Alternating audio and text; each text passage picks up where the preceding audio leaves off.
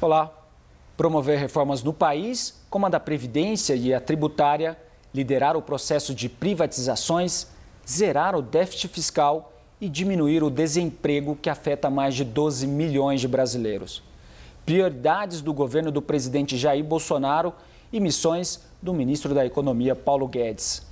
Primeiro-ministro a ser confirmado no governo, Guedes é mestre e doutor em economia pela Universidade de Chicago, nos Estados Unidos, e tem uma vasta experiência no setor financeiro. Obrigado pela entrevista, ministro. A antiga Previdência se exauriu financeiramente. É uma fábrica de privilégios. Arma de destruição em massa de empregos pela forma inadequada de financiamento, porque os encargos trabalhistas incidem sobre a folha de pagamentos. Então, para um brasileiro conseguir emprego, o outro fica desempregado. Os encargos chegam a dobrar o custo da mão de obra. É o imposto mais cruel que existe, que é sobre a mão de obra. Então, a geração de empregos fica completamente comprometida. De 96 milhões de brasileiros, que são a população economicamente ativa, são os brasileiros em idade de trabalhar, quase 100 milhões, 46 milhões não têm carteira de trabalho. Então, ela tem várias bombas de relógio a bordo. É um avião destinado a cair, com várias bombas de relógio a bordo. A primeira é a bomba demográfica. À medida que o país, a distribuição etária vai mudando, o Brasil vai tendo menos jovens, há uma condenação a esse sistema de repartição. Porque cada vez você tem menos jovens, cada vez mais idosos, e essa bomba está marcada para estourar. O Brasil tem apenas 11% de idosos e a Previdência já está às vésperas de um colapso financeiro. Então, essa bomba demográfica é a primeira grande ameaça. A segunda ameaça é exatamente o desemprego em massa que ela produz. 46 milhões de brasileiros vão envelhecer e eles não contribuem, porque eles não conseguem emprego formal. Então, não conseguem contribuir. A forma de financiamento é tão equivocada com os impostos sobre a folha de pagamentos que você desemprega pessoas, elas não contribuem, elas vão envelhecer, passam a vida desempregadas ou empregadas de forma informal, mercado informal. São empregos de baixa produtividade, de baixas aspirações e baixas possibilidades. Como não tem capital, tecnologia, a produtividade acaba sendo baixa, informal, e essas pessoas estão condenadas não só a uma vida à margem do sistema oficial, como também já condenadas também a uma aposentadoria pobre lá na frente, porque vão quebrar o sistema. O terceiro grande defeito macroeconômico é que não leva recursos para o futuro. Promete cada vez mais, mas não leva recursos para o futuro. Então, os salários vão sendo corrigidos, o salário mínimo vai subindo, existe essa promessa de uma aposentadoria lá na frente, mas os recursos são consumidos pela própria geração contemporânea, porque o jovem paga e o velho consome, aquilo é destruído instantaneamente. Ao contrário de um regime de capitalização, onde você leva esses recursos para o futuro. Você promete, mas carrega os recursos para o futuro. Os defeitos são inúmeros. É um regime obsoleto, é um regime condenado, cheio de bombas a bordo. Então, nós tínhamos uma responsabilidade moral com as futuras gerações de permitir que eles escapem essa armadilha em que as nossas gerações passadas e contemporâneas se meteram. Nós precisamos escapar dessa armadilha. Esse compromisso moral de permitir que nossos filhos e netos desfrutem de um mercado de trabalho forte, vigoroso, com muita empregabilidade. Permitir que eles desfrutem de aposentadorias mais fortes lá na frente, maiores. Permitir que eles acumulem recursos, levem isso lá para frente. E mais do que isso ainda, permitir que se salve o sistema antigo, as obrigações antigas, os compromissos antigos. Então, a nova Previdência justamente reduz privilégios, reduz fraudes, reduz as desigualdades e começa esse movimento em direção a um novo regime para que não tenhamos as gerações futuras sofrendo dessa mesma ameaça financeira, além do problema moral. Então, o antigo regime tem o grande defeito de ser inviável financeiramente, a médio e longo prazo, está condenado, é um avião condenado a cair. Eu usei essa imagem várias vezes com o presidente Bolsonaro, dizendo: presidente, lá na frente, ou fazemos uma reforma dessa, ou esse avião cai com todo mundo a bordo. E o presidente teve a altura do desafio e disse: Paulo, estuda esses detalhes, mas lá na frente nós vamos cuidar disso, confie em mim. E ele cumpriu completamente todas as expectativas que eu tinha, porque deu apoio, participou, sugeriu e colocou todo mundo dentro de uma reforma abrangente. Todos os setores, uma reforma ampla. Então, os servidores civis, então, a população urbana, a população do campo, os militares dão sua cota de sacrifício também. Então, todos os brasileiros entraram na reforma e temos agora uma nova Previdência. A dinâmica vai ser completamente diferente. À medida que se desenvolva isso, primeiro com essa dimensão econômica e financeira de garantir as aposentadorias de quem já está no sistema, que estariam ameaçadas. Nós estamos indo em direção ao que aconteceu em Portugal, na Grécia, onde houve perdas extraordinárias. Na Grécia chegou a 60%, em Portugal chegou a 30%. As pessoas perderam as suas garantias, as suas aposentadorias. Então, com esse movimento em direção à nova Previdência, nós estamos realmente salvando a antiga e abrindo um caminho novo para as futuras gerações. O que muda de fato com a nova Previdência? Quais são os principais pontos dessa nova Previdência, ministro? Os pilares são exatamente esses que eu falei. Existiu uma enorme disparidade social. O governo, nessa dimensão previdenciária, era uma fábrica de desigualdades.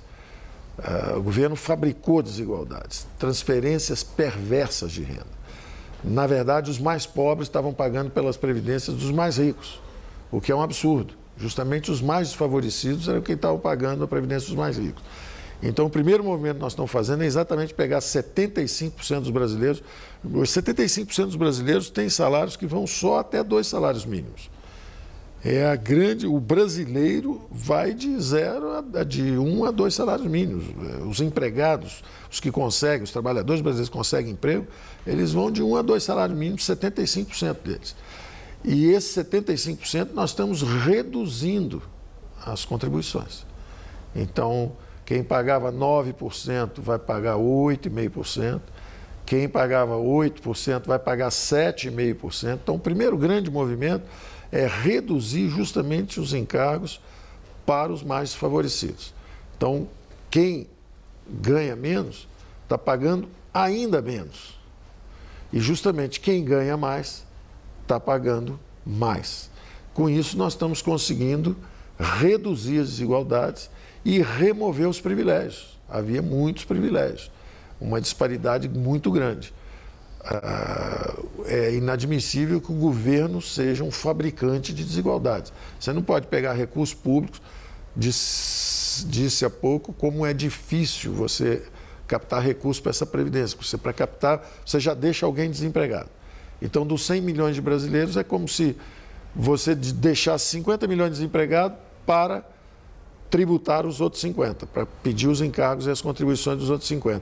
Só que desses 50, justamente em cima de 75%, é que você capta mais e transfere para 17%. 17% dos brasileiros, justamente os que estão melhor na escala de renda, ficavam com 41% dos benefícios. Então, não só essa disparidade persiste a vida toda, mas o governo ainda na hora da aposentadoria ainda continua fabricando essas desigualdades. Então, o primeiro aspecto a ser atacado foi esse. Depois todos começaram a contribuir também. Todo mundo está contribuindo. Os detalhes técnicos são mais de 80 questões específicas para serem respondidas, mas eu diria que os grandes pilares são esses. Primeiro, é a ideia da equidade, a ideia de reduzir as desigualdades, remover os privilégios. Depois, a ideia de separar o que é previdência do que é assistência social.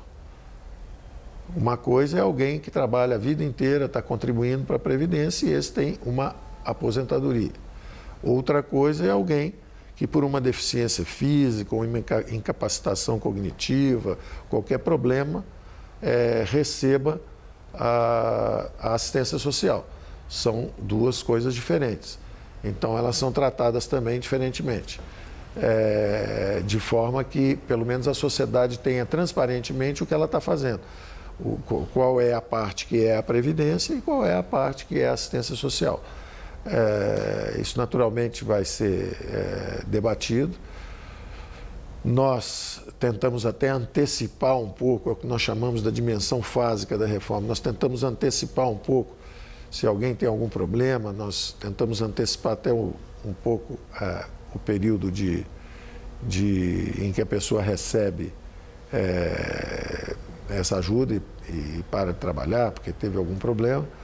E pedimos também que ficasse um pouco mais de tempo no mercado de trabalho, no mercado de trabalho antes de se aposentar, mas aparentemente governadores, prefeitos, está todo mundo examinando isso aí. Pode ser que queiram mexer numa dimensão ou noutra, mas está muito claro para nós que existe uma diferença entre assistência social e previdência. Então, nós fizemos a reforma na Previdência. Sistema social, assistência social está lá separada orçamentariamente, está sendo tratada também, mas são duas dimensões diferentes. Os direitos dos brasileiros serão garantidos? Nenhum dos direitos foi atingido, nenhum dos direitos. Quer dizer, todos os direitos foram preservados. O salário mínimo, as férias, toda a legislação que está aí, está aí. Ninguém mexeu na legislação trabalhista. O que muda para quem já se aposentou e quais privilégios serão cortados, ministro? Para quem se aposentou, não muda. Todo o movimento vai ter uma transição. A transição que nós pedimos está em 12 anos, de forma que isso é tudo muito gradual, é lá para frente. Quem está aposentado não é atingido em absolutamente nada. Absolutamente nada. Quem está aposentado, está aposentado. Quem vai se aposentar em 2 anos também não é atingido, porque daqui a 2 anos não aconteceu nada. Você precisa, a cada 2 anos, sobe em 6 meses, então é tudo muito gradual. Se você está há 2 anos da aposentadoria, não acontece nada. Se você está há 4, 5 anos, aí sim você aumenta um pouquinho o período que vai ser exigido. Você está fazendo uma marcha em direção a períodos mais longos. Isso não só tem uma explicação biológica, que nós estamos vivendo mais, mas isso também tem outras explicações importantes. A primeira é justamente a ideia de que os mais pobres já se aposentam mais tarde. Quem está usufruindo da aposentadoria precoce são justamente as classes mais favorecidas. Elas conseguem contribuir seguidamente, 10, 15, 20 anos, acabam se aposentando antes. Quando você passa a idade para 65 anos, as classes mais pobres, os indivíduos mais pobres, os desfavorecidos, já estão se aposentando com 65 anos, porque não tiveram tempo suficiente de contribuição. De forma que quando a gente pega os homens e leva de 60 para 65, nós estamos atingindo justamente, mantendo mais tempo na força de trabalho, os mais favorecidos. Eles é que estão sendo atingidos, são justamente os que eram privilegiados por aposentadorias precoces, é que estão ficando mais tempo. E da mesma forma, isso foi bem abrangente. Então, os homens estão subindo, as mulheres também subiram a idade, os militares estão subindo a idade também, estão tendo que ficar mais tempo, quer dizer, isso foi pedido para todos. Agora, curiosamente, isso está atingindo justamente os mais privilegiados e não os menos, os favorecidos. Ministro, quanto se pretende economizar com essa proposta e em quanto tempo? Olha, a proposta em 10 anos está calibrada, se for aprovada como está, para 1,2 trilhões, 1 trilhão e 200 bilhões. 1 trilhão 150, 160, uma coisa assim. Isso em quanto tempo? Em 10 anos. Em 10 anos, os próximos 10 anos. Naturalmente, se começarem a esvaziar, eu acredito, e tive as primeiras conversas nossas, foram extraordinariamente encorajadoras. O Congresso parece bastante maduro no aspecto da discussão sobre a necessidade da nova Previdência. porque as palavras do presidente da Câmara de Deputados, o senhor Rodrigo Maia, foram extraordinariamente encorajadoras. Davi Alcolumbre, o presidente do Senado, também, da mesma forma, se mostrou completamente comprometido com as reformas. É uma ocasião única, eu estou assim, muito entusiasmado com o funcionamento das nossas instituições, porque isso está muito acima de partidos. Nós temos conversado com governadores, com prefeitos. Eu conversei com praticamente todos os governadores, conversei com dezenas de prefeitos, e eu sei que são milhares, mas estiveram conosco também os representantes da Frente Nacional de Prefeitos. E a classe política percebeu que é incontornável a necessidade dessa reforma. As prefeituras estão com problemas, os governos estaduais estão com problema, o governo federal está com problema, e isso não é mais adiável. Nós estaríamos realmente sob ameaça de perdermos as aposentadorias que existem hoje. Então, essa percepção da classe política é muito encorajadora, porque isso está há décadas sendo adiado, contornado, e hoje eu acho que chegou a hora dessa nova Previdência, porque há um amadurecimento muito grande da matéria. Pode haver um detalhe para cá ou para lá que vai ser muito bem-vindo. Nas discussões nós temos recebido contribuições excelentes, sugestões excelentes de prefeitos, de governadores, de deputados. Também sabemos que isso, na verdade, nós estamos pensando na população brasileira, 200 milhões de brasileiros. Agora, naturalmente, existem 6, 7, 8 milhões de privilegiados, que são justamente quem está sendo atingido pela reforma, e esses são os que têm mais força, ou tiveram no passado, maior força corporativa. Rondavam os parlamentos, pressionavam os parlamentos, ofereciam favores para os parlamentos, então dizendo, olha, estão ameaçando isso, estão ameaçando aquilo, quando na verdade o que estava sob ameaça são os privilégios. Os privilégios é que estão sob ameaça. Então nós estamos conseguindo realmente pegar os regimes diferentes que havia no Brasil e começando a fazê-los convergir. Partem de pontos diferentes, a mulher, o trabalhador rural, o funcionário público, cada um parte de um ponto. Mas todos estão caminhando, todos aumentaram em 5 anos a sua permanência no mercado de trabalho, todos estão indo em direção, lá na frente, a uma aposentadoria com menos desigualdades que existe atualmente. Então, eu estou bastante otimista. Eu acho até que não está havendo até grande resistência do ponto de vista da classe política esclarecida, porque eles já perceberam que esse caminho é o caminho para botar o Brasil para crescer, inclusive. Gerar emprego, botar para crescer, reduzir as desigualdades. Eu estou bastante satisfeito com as conversas que tenho tido até agora. Vai ser uma surpresa muito grande para mim se mexerem muito nesse projeto. E aí, voltando à sua pergunta, 1 trilhão é uma linha importante. 1 trilhão em 10 anos para cima é a garantia de que nós podemos acelerar a transição, criando novas opções para as gerações futuras. Nós precisamos pensar de que cada vez que nós mexemos nesse número para baixo, nós estamos sacando contra o futuro de nossos filhos e netos. Então, se nós quisermos falar assim, olha, mas coitados das mulheres que poderiam ser um pouco menos e vamos baixar a idade das mulheres. Ok, baixem. Vocês estão sacrificando os filhos e netos dessas mulheres. Se perguntarem para essas mulheres como é que elas pensam a respeito, elas vão dizer, não, então eu prefiro ficar com essa idade que está aí, mas meus filhos e netos vão ter mais segurança lá na frente. Além de eu saber que eu vou receber minha aposentadoria direitinho. Então, eu acho que é muito importante isso. Passou a fase da demagogia, passou a fase de dizer que a reforma da Previdência era contra os mais pobres, porque não é verdade.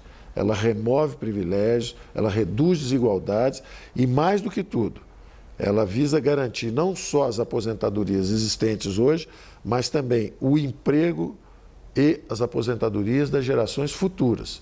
Então, é muito importante, a classe política parece ter amadurecido esse conceito, é muito importante ter em mente o seguinte, você quer alguma coisa para você é trabalhador rural, você é militar, você é civil, seja quem for você, o brasileiro, você quer alguma coisa para você, vá lá e saque contra o futuro dos seus filhos e netos.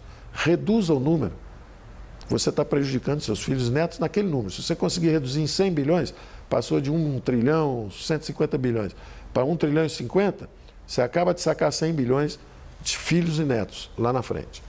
Só para finalizar, ministro, o senhor estava falando sobre o papel do Legislativo nessa nova reforma. A proposta agora segue um longo rito de tramitação no Congresso Nacional. Qual a importância de se aprovar essa proposta logo, a curto prazo? Quanto mais rápido aprovarmos, mais rapidamente desaparecem as nuvens negras no horizonte fiscal brasileiro. Então, essa reforma está sendo falada há algum tempo, já alguns governos estão tentando fazer há 10, 15, 20 anos. E o buraco fiscal está lá. E a situação se agravando. E nós cada vez mais próximos de termos um problema dramático, como tiveram Portugal, como tiveram Grécia, esses países que demoraram a fazer a mudança. Curiosamente, todos esses países que fizeram a mudança, depois saíram crescendo.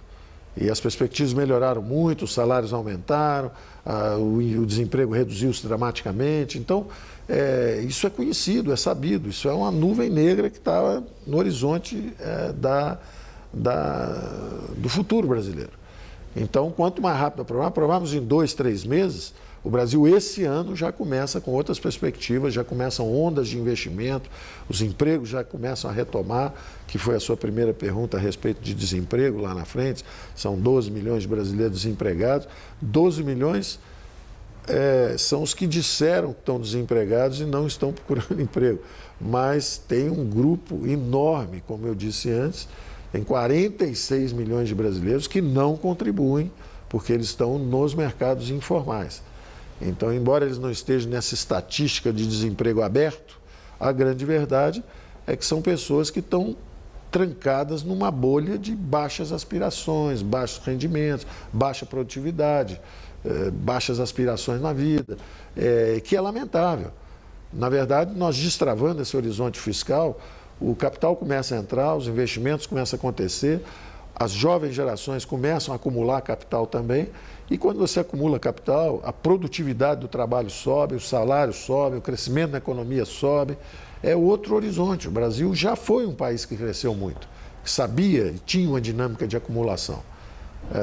Nós perdemos essa dinâmica, mas nós temos capacidade de recuperar essa dinâmica de crescimento. Obrigado pela entrevista, ministro. Um prazer.